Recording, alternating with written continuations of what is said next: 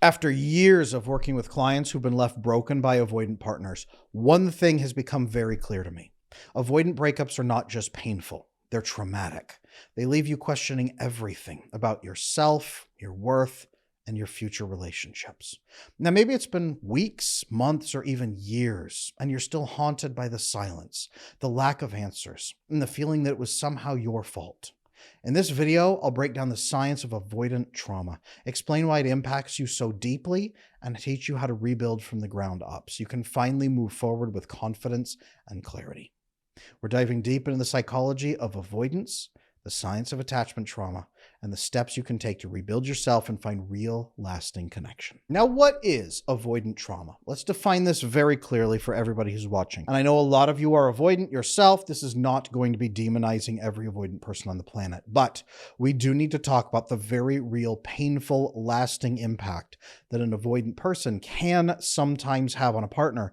And in particular, if that partner has either a tendency toward anxious attachment or was very, very emotionally bonded to the avoidant person before the relationship was severed.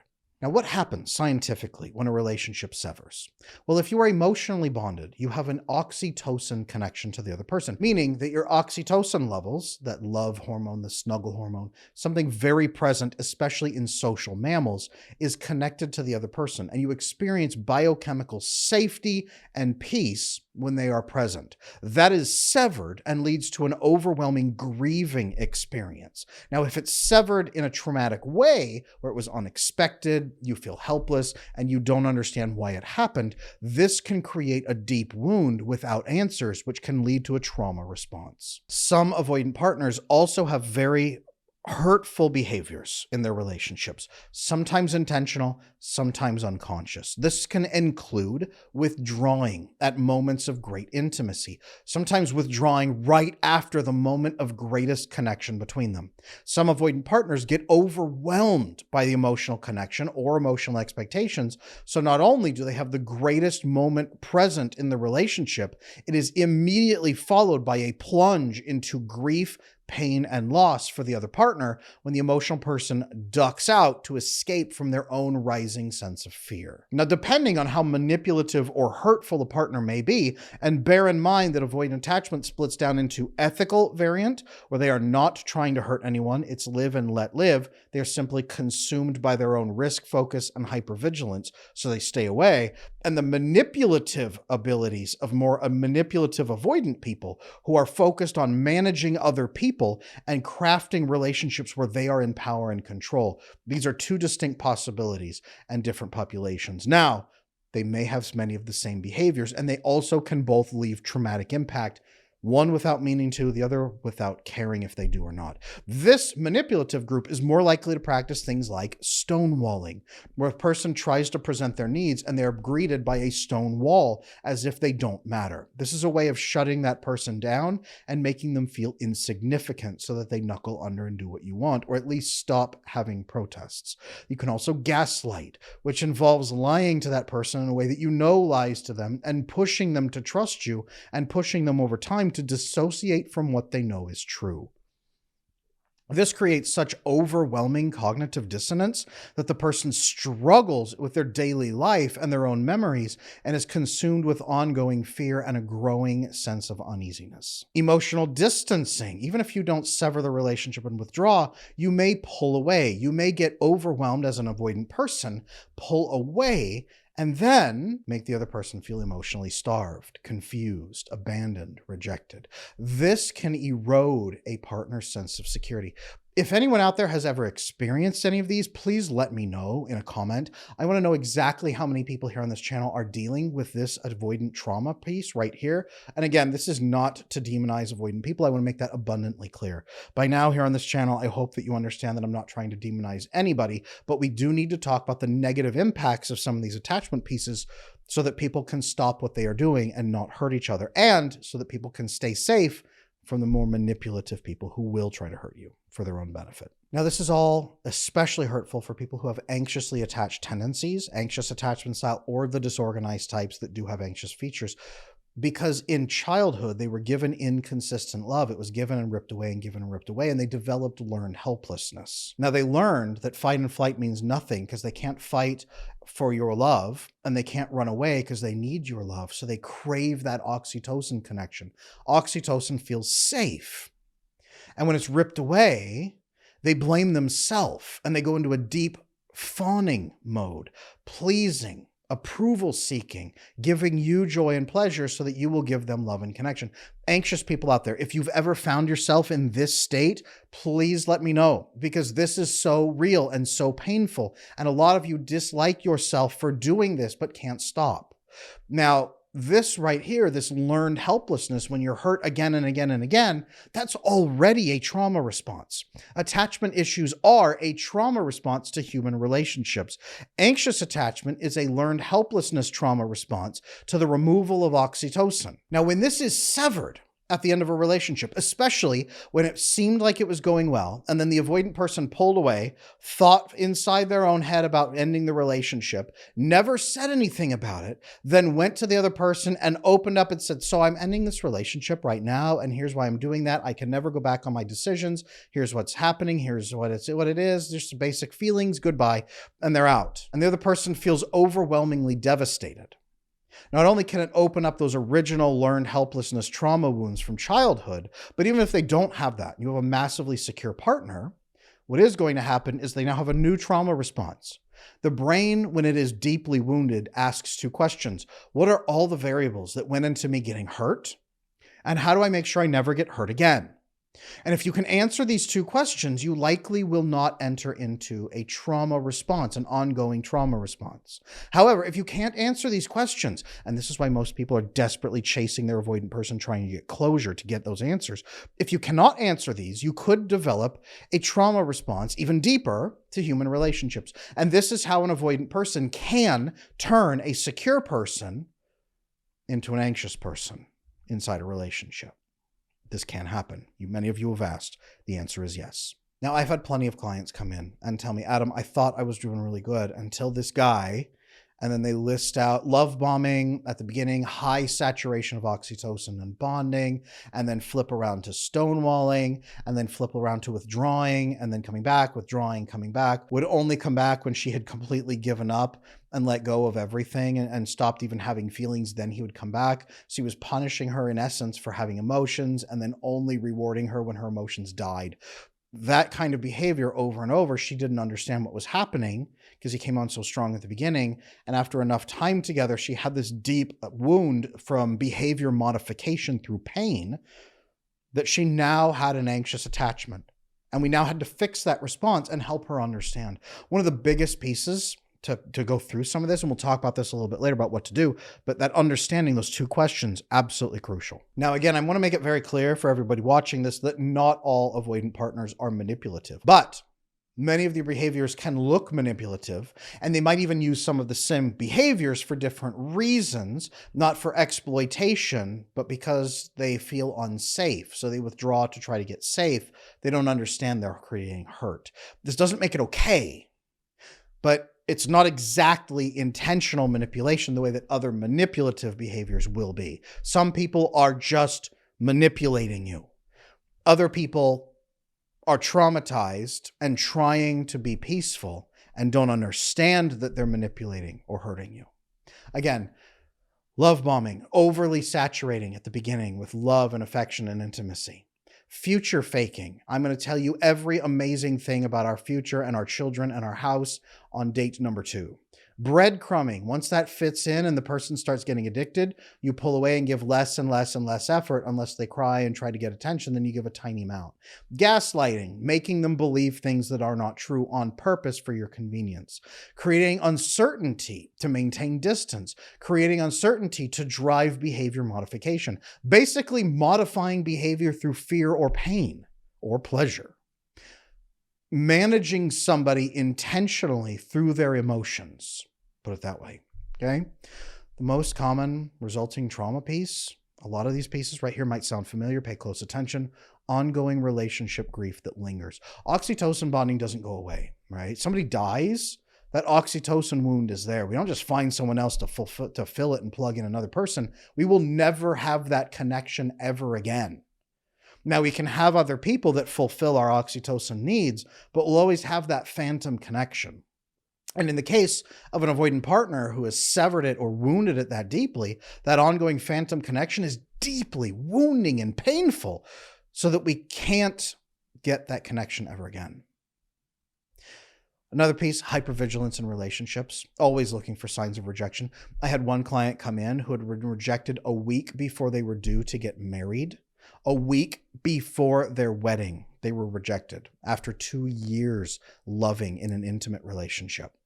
Unexpected severing of the relationship because of intensive cold feet and doubts that were never voiced. Now, they were massively hypervigilant in their relationship going forward and didn't understand how to calm down and trust their next partner because they were endlessly terrified of that wound happening again, even as they recognized it was inappropriate and harming the new relationship. Fear of abandonment or fear of not being good enough, massive. If it wasn't there before, if the anxious person wasn't already feeling it, anxious people do, this is definitive.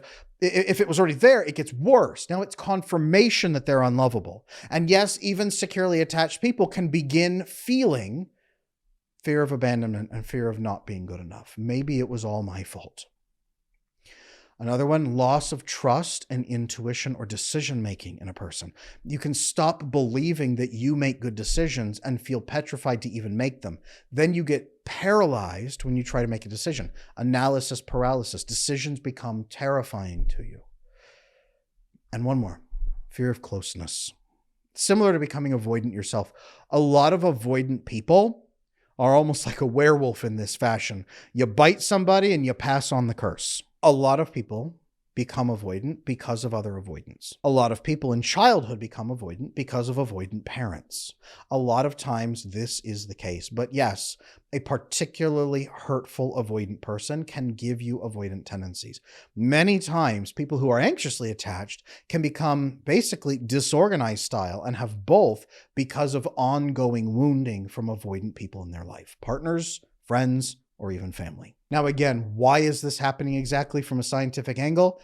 Because of that severing of the oxytocin connection. The brain chemistry happening right now is, I am safe and loved, everything is peaceful, and then suddenly it's not.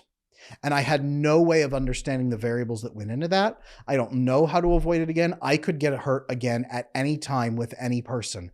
I didn't expect it here. How will I ever see it again? And if you already had that trauma as an infant, now it is repeated and deepened. When the avoidant partner pulls away or emotionally disconnects or severs the bond, it activates the anxious part of the partner's brain, creating a cycle of pursuit and then even more withdrawal. And this withdrawal does not go away. The specific withdrawal in the brain with the oxytocin loss, it's an important hormone that we need. As we lose the oxytocin bond, it doesn't eventually be like, oh, okay, well, I don't really need it from you anymore. No, you always need it. We need oxytocin because it generates gamma aminobutyric acid, which suppresses your cortisol level. This is what regulates your cortisol. And that in turn uses magnesium to synthesize melatonin to allow you to sleep deeply at night. All of this in turn allows you to get out of your sympathetic nervous system, fight or flight, into your parasympathetic nervous system, where you can rest and digest and generate serotonin or human growth hormone or your basic hormones like testosterone, estrogen, progesterone. If you want to produce all of these things, then you need to not have ongoing trauma. You need to have healthy oxytocin. When it's severed, not only do you lose all of those benefits, but now it creates a trauma response, so you're afraid to get oxytocin again. Now, for anybody out there who has ever gone through a breakup, you know it's not just a feeling of, oh no, I'm not loved anymore. You know it's also an unrelenting wave of stress, agitation, fear, sadness, pain, and it feels like it will never stop. Because not only is the oxytocin gone, but cortisol then spikes out of control at the moment when you can no longer regulate it. And all of that kicks off and you stop being in your rest digest mode, so you produce even less serotonin than before. So you can't feel content. You can't feel at peace. You can't feel loved. You can't feel rested. You can't suppress stress or cortisol. And instead, you have unregulated cortisol with a plunge and a crash in your serotonin levels and an absolute severing in your oxytocin levels as well. This is the science of breakup, and it's why it is so chemically horrific to so many people. It's why people run out and have a desperate chase of their ex. It's why they are craving understanding and closure. And quite honestly, people, don't ever chase your ex for closure, because what's happening is that person, if they could give you closure and be that peaceful, you would still be together. You're not likely to get closure from somebody who did this. They are not likely to be able to give you closure or maybe even want to. You're also going to have massive dopamine seeking behaviors during this time. You might seek after more oxytocin reassurance from somebody else, rebounding. You could go into casual sex. You could go into pornography, spending a lot of money, eating a lot of ice cream and sugar. You could be doing a lot of things during this time to try to manage your system. But what you can't really do is reconnect that severed bond. You're desperate for it. And this is where most people, a lot of women, email me, Adam, help. He just broke up with me and I don't know what to do. I feel crazy. This is where I get a tremendous amount of DMs and emails from people, right? If you've ever written to me, you know that's probably when you wrote to me. But this is the impact on that person. Now, what does this do going forward? Makes it harder to connect in healthy attachment with somebody else because you're afraid it's going to happen again. Repeated emotional unavailability disrupts the brain's ability to regulate emotions and makes it less secure in the future for you. This results in anxious, disorganized attachment styles, more avoidant tendencies in yourself, more pain and agony ongoing. Okay? This is the science behind it. Now, this is why manipulative partners cause even more damage. Let's talk about that. Manipulative partners in particular, before they break up with you, they offer a lot of push-pull dynamic, the love bombing, breadcrumbing, gaslighting, punishing, behavior modification. Can I control you? You have an emotional shock collar on all the time and they're constantly buzzing the button. Every time you feel safe, loved, close, and you try to hug them, they buzz you for good feelings. They also buzz you for bad feelings, by the way. It's an intermittent reinforcement where they give you some love and connection while punishing you endlessly. This is known to make relationships addictive, very similar to gambling. I'm going to give you pain for the bad things, and the moment you stop them, then I'll give you a little bit of reinforcement, but not much. Not consistent reinforcement where you know that you're always going to get it. You have to chase, and sometimes I'll reward you, while other times I punish you. It's a complete gamble. Manipulative partners will use these tactics, okay? But again, and I want to be clear about this, and this is not to demonize, but even ethically avoidant partners can sometimes do these behaviors, and they don't realize, because they don't have oxytocin, they don't realize the deep wounding severing that happens during this process. They have no idea you're feeling this. They think you are crazy and dysregulated when you go to them and say, do you have any idea how badly you hurt me? And they say, what the heck? I mean, we had a deep dopamine bond, I guess, but you can get that anywhere else. Why don't you just go eat some ice cream or something? They don't understand the wounding and the trauma response that you're experiencing. They think you're being overdramatic. All of this, what looks like disregard, lack of care, lack of intimacy from someone who you thought up till that moment really cared about you, confronting this naked disregard for one's own person from a supposed loved one, leads to overwhelming pain and loss of trust in humanity. This right here, again, the werewolf curse, is how one avoidant can create another avoidant. So now that we've talked about avoidant trauma and where it comes from, I want to show you some key steps that I teach to my clients that helps rebuild from this. So first piece here, rebuilding your self-worth and your emotional stability, okay? Avoidant trauma usually impacts your self-esteem very deeply. All that rejection leads to a distorted sense of self-perception. It makes individuals feel unworthy or unlovable. A lot of times it's, they loved me to a certain point. What did I do? What did I do that made them stop? It's similar to when that infant at 1 year old or 6 months is learning, I'm doing something bad that makes people not love me. I'm not worthy of love. It creates that same feeling. What did I do? What did I do at 7 months when his novelty dopamine fell off a cliff and I couldn't control it? What did I do that he stopped loving me at 7 months? I would never stop loving someone then. So What would make me stop loving somebody? I must have done something. What did I do? The healthier individual or anxious individual looks at themselves and says, I must have done something. What could it have been? What would make me do that? And then did I do those things without meaning to? This crushes their sense of self-worth. Now, a lot of times as well, an anxious partner, even a secure partner, through behavior modification, pain, suffering, and trauma, and looping trauma, sometimes will violate their own sense of right and wrong, their principles, their life goals, their boundaries to please the other person in an ongoing escalating pattern of what else can I give up to make you love me? So a key part here for anybody out there who's suffering with avoidant trauma is to identify what principles, boundaries, and goals of your own that you may have violated in this relationship and why you felt compelled to do so. Okay? Understand that you need to identify your own core principles. I like to teach the 3 core principles that are most important to you, that define your code of conduct and define who you are. You measure yourself by them. You already have them in you. You just need to learn what they are. Also, your long-term life goals. You need to set these. This is some of the first things I do with my anxiously attached clients when they come in. You need to set both of these and then recommit to your principles and your goals going forward and fill the gaps that allowed you to crumble before. I usually have my clients write their principles on their bathroom mirror in a dry erase marker, set reminders on their phone for the day and night with specific questions to ask themselves and reflect on. But whatever's going to work for you, start building a pattern where you're reflecting on and moving forward into your principles, your boundaries, and your goals. This will help you respect yourself and build that self-esteem back. You can and should also engage in some activities that reinforce competence and autonomy, such as learning a new skill or pursuing personal goals. Do something that shows yourself that you have discipline, that you can learn, that you can grow, and that you are not a stagnant creature, that you have power in your world. A lot of times we feel like we give up all of our power to the avoidant partner during the behavior modification process for a manipulative person, or during that severing process with the ethical person.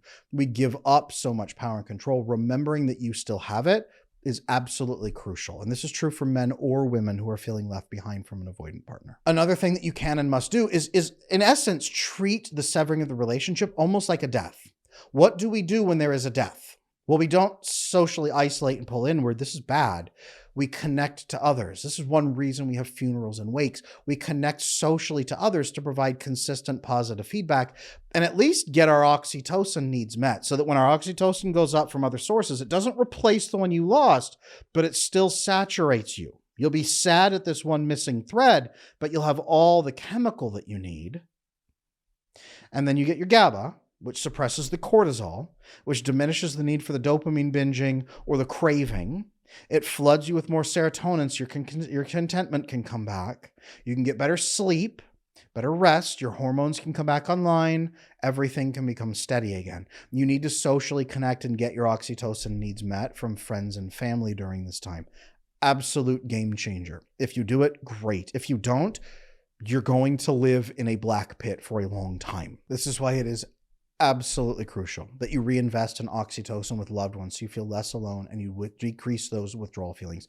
It's also important that you maintain these relationships going forward. For some reason, you may not have had access to this feedback during the relationship. You weren't listening to them maybe, or you weren't going to them, you weren't talking to them, they didn't understand what was going on, you didn't understand, so you weren't getting adequate feedback about what was happening inside your relationship. It's possible. Not going to be true in every case, but very often the case in most clients that I work with. They didn't have oversight from family and friends on the relationship. They pulled into the relationship, hyper-focused into it, pulled away from most people, and then started experiencing all this pain, continue to focus deeper into the relationship, got worse and worse and worse. Now they're feeling very alone because it's severed and they have to go reconnect with everybody. They feel embarrassed. They have to explain what happened.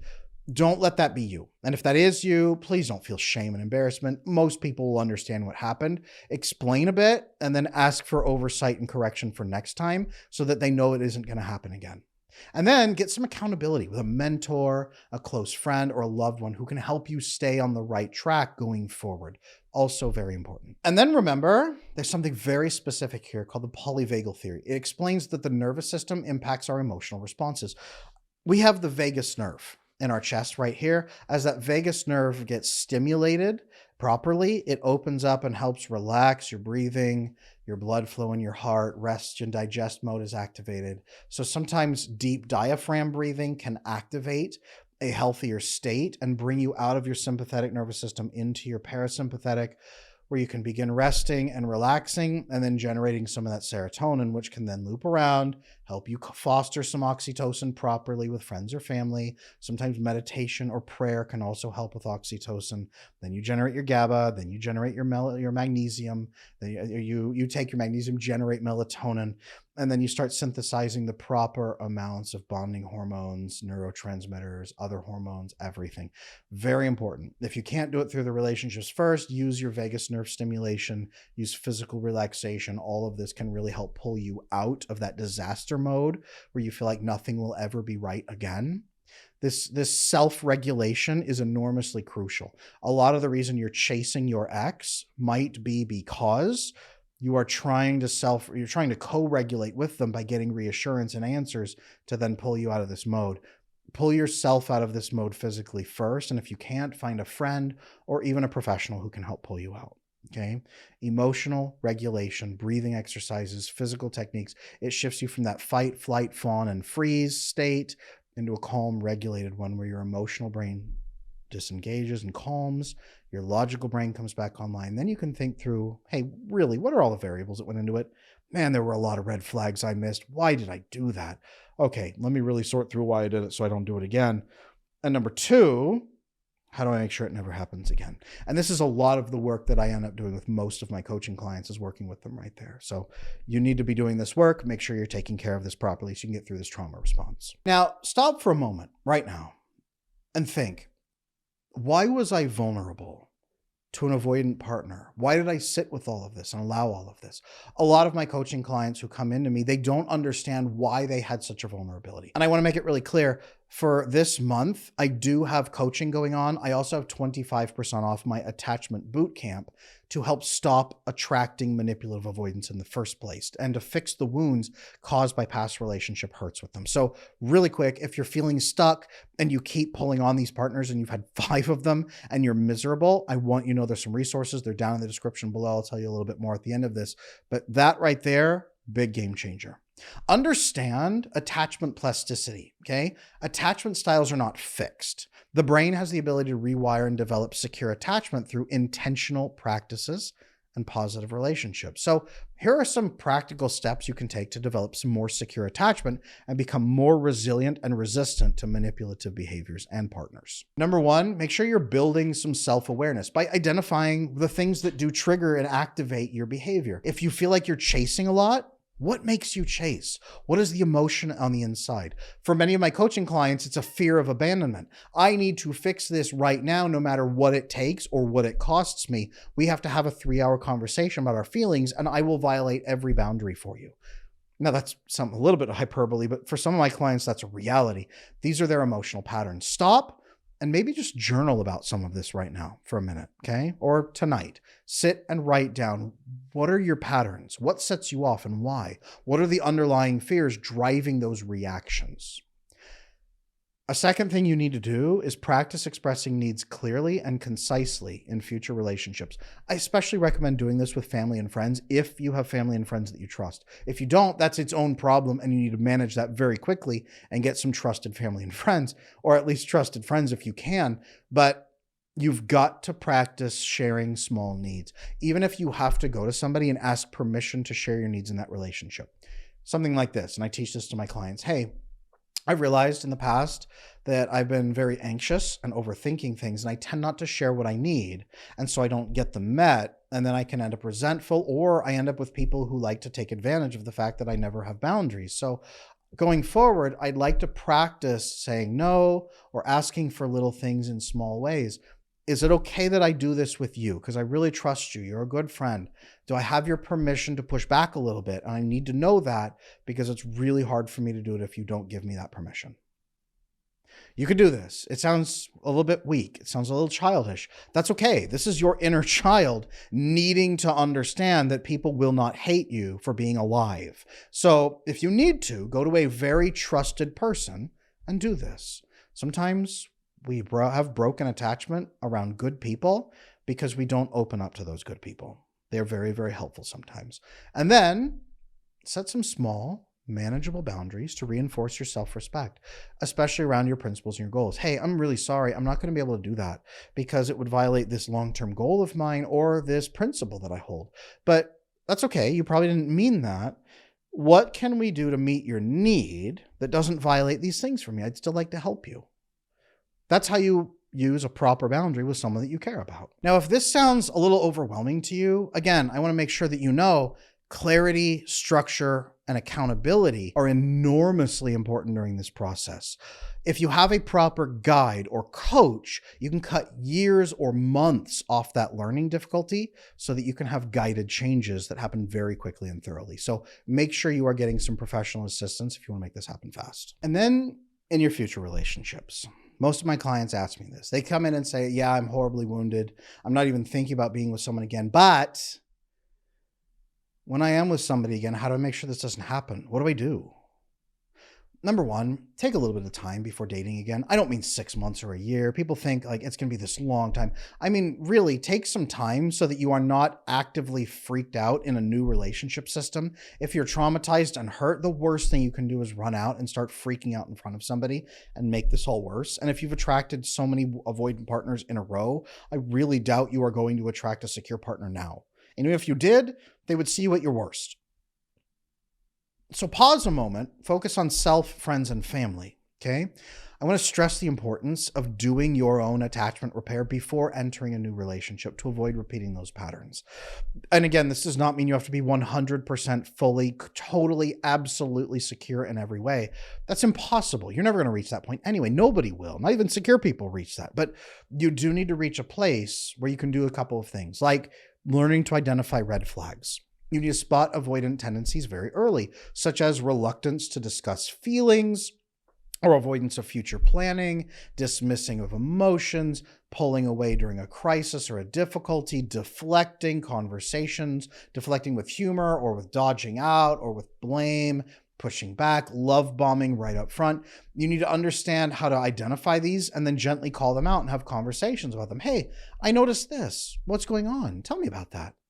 An avoidant partner who is ethical might go, oh, yeah, you're right. Well, okay, here's what's going on. A manipulative partner might blame you, lie, fake it, make something up. And if you keep calling it out, they either will get angry and blow up the relationship and leave, which is actually good for you, or they'll just taper off and ghost you pretty quick because they can see that you're savvy to what they're doing. And then what you've got to do is learn to seek and attract more secure partners. This is tough for a lot of my coaching clients. They feel like it's never going to happen because they're specifically attracted to the manipulative behaviors like love bombing. It's the only way they understand interest from people. But when you learn to distinguish when a healthy, secure person is interested in you, then you can start looking for that, and it actually feels good. And as you engage with them properly through emotional intimacy and conversation, everything starts to fall into place and you enjoy this attention so much more. Remember that you're looking for secure partners to make sure this never happens again. People who are properly emotionally available without being overwhelmingly so. People who are consistent between actions and words, ongoing and especially during times of stress, and people who are providing mutual effort into the relationship. They're much less likely to rush into the physical act. They want to build conversation and emotional intimacy together with you, especially around personal conversation. Avoidant people in particular have deep conversations, but they're intellectually deep and not usually personally deep. And the more broken people typically overwhelm you with a trauma dumping to make you feel sad for them. And it feels like a personal disclosure, but again, it's like trauma dumping on you so that you feel sorry for them. That can be a manipulative tactic as well, sometimes even with the more disorganized crowd. Instead, look for someone who does share, they're open, and they're focused on challenges, solutions, overcoming them, but they're content to share and talk about the lessons they've learned. Personal conversations, less likely to rush into physical intimacy, consistent with words and actions, especially during times of stress, and mutual effort in building this relationship. Now, if avoidant trauma sounds all too real to you, and if you're experiencing it right now, if maybe you've experienced it a number of times, I want to be very clear in reminding you that attachment can change for the worse. It can also change for the better. You can overcome your past behaviors and build incredible relationships, but you need some resources to do that. I'm going to share a couple quick resources with you that can be absolute game changers. Number one, my Attachment Bootcamp video course. It shows you how to go from fearful, insecure, overly vulnerable, and easily manipulated to secure, bonded, safe, and intimately connected to the right people in your life. If you want to build that with the Attachment Bootcamp course, it is linked down in the description. It's also available on my website, adamlanesmith.com. Make sure you click over there and get that 25% discount right now. Now, on my website, you are also going to find my free attachment styles assessment. It's listed under resources, attachment assessment. Click there. You can test if you are anxiously attached, insecurely attached, maybe with disorganized style, or maybe even if you're avoidant. It will also give you a severity rating and show you some first steps to begin fixing them. I recommend this quiz, especially as a starting place if you want to understand your style. If you've been wounded multiple times in relationships with an avoidant, this will show you why. It will also help you jumpstart your repair process as well with some easy tips that you can follow and some additional resources. My website has so many resources on it, you guys. adamlanesmith.com. Everything is on there. If you need coaching, if you need personal tailored support, if you need the attachment repair program, everything is on there. Make sure you check out the website, and everything is linked below in the description. Now, I would love to hear from all of you out there. Thank you first for going through this journey with me. I'm sure it was unpleasant, a lot of bad memories, but I would love to hear from you. Have you experienced avoidant trauma in your relationships? Please share some of your stories below as you're comfortable. And the avoidant people out there, I would love to hear from you, because a lot of you are probably accidentally inflicting avoidant trauma. And this video may have opened your eyes a little bit to why and what people are feeling. I need you to chime out in the comments and let me know. I had no idea this was going on. Thank you for this overview. This was very helpful for me to understand. I'm going to give this some thought in my next relationship. If you do that, that would be fantastic. Number one, I hope that it's been insightful for you, but I also would love for everybody to see that avoidant people are not always doing this intentionally. Many times they don't mean to, and when they see it, they actually do try to fix it. I will tell you this, the majority of my coaching clients are actually, right now, avoidant men who are trying to overcome it to build loving, intimate relationships that are mutually fulfilling. So anybody out there who's afraid avoidant men don't change, I will absolutely tell you that they do, but they have to be ready to. Thank you, everybody, for sharing this time. I'm Adam Lane Smith, the attachment specialist. Make sure you like, comment, subscribe, and come back for the next one. I'll see you there.